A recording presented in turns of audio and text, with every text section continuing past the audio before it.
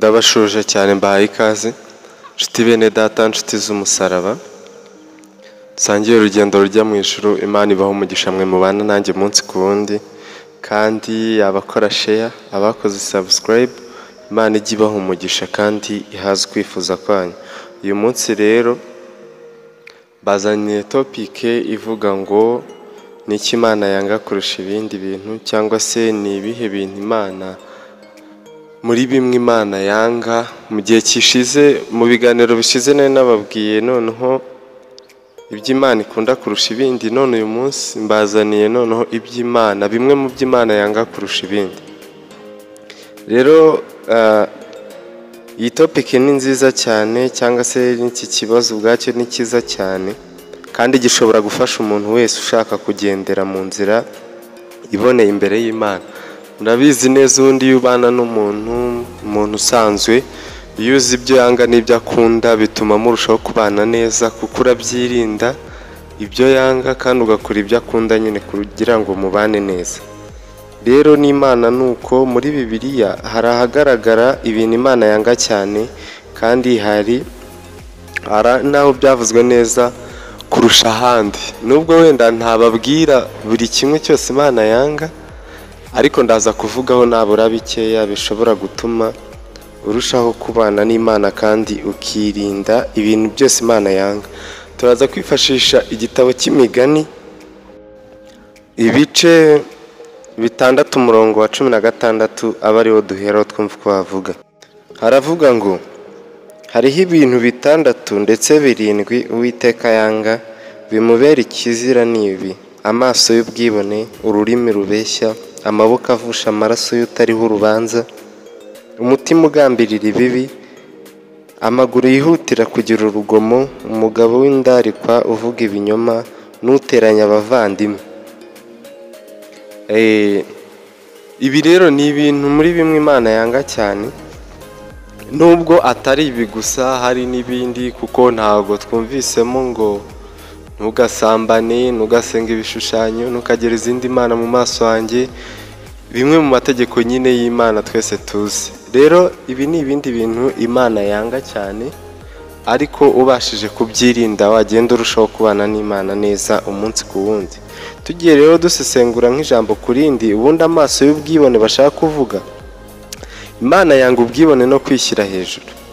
Igihe wumva uri hejuru ni wowe kampara, niba ukoze ikintu ukumva ko ari wowe ukigejejeho atari Imana ubwayo, icyo kintu Imana iracyanga.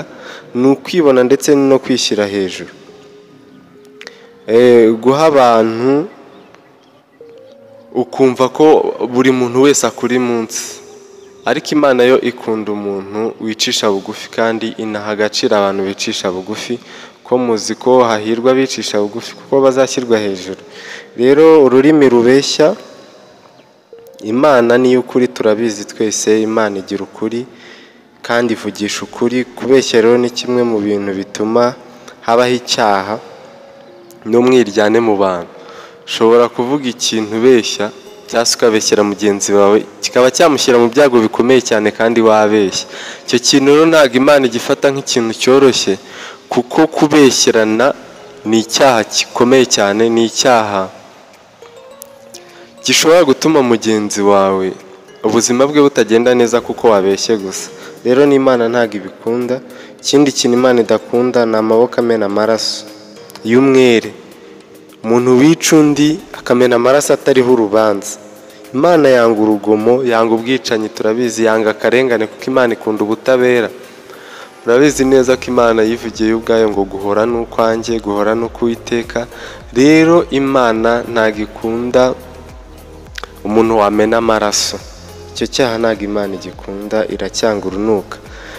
Ikindi kintu ni umutima utekereza imigambi mibi, kugambirira ikibi mbega mu mutima wawe, nubwo waba utaragikora kukigambirira gusa ngo runaka nzamuhemukira, runaka nzamugirira nabi, icyo kukigambirira gusa wamaze gukora icyaha. Rero nabwo Imana ibikunda cyane rwose. Ikindi kintu ni ibirenge byihutira gukora ibibi, cyangwa se ukava ukagira runaka gukora icyaha ubigambiriye, ukava ukajya ahantu runaka ugiye kwiba, ugiye kwica, ugiye mu busambanyi, ugiye mu byaha byose Imana yanga. Ntabwo Imana rero ibikunde. Imana yanga abantu bihutira gukora ibibi, ahubwo aho kwihutira gukora ibyiza.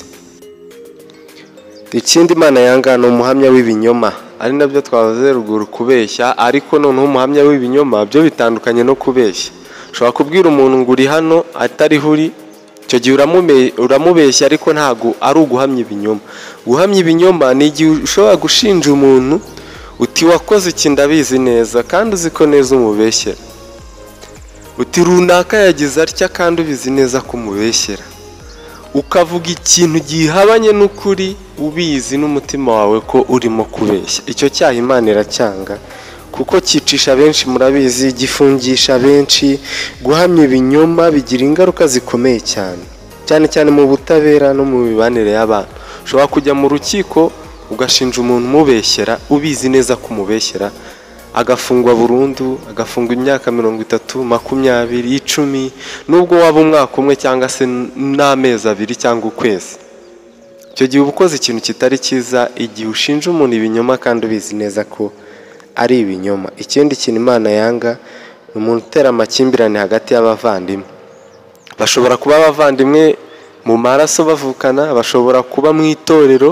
Icyo kintu Imana iracyanga, nacyo ntabwo igikunda. Ushobora kujya kureba imibanire y'abantu n'abandi mu itorero, ukabona abantu babanye neza, ukagenda ukabacomeka, ukajya hagati yabo ukabatandukanya, ukabwira umwe uti runaka urabizi gutya na gutya, undi gutya na gutya, kugira ngo ushyire umutima mubi hagati yabo.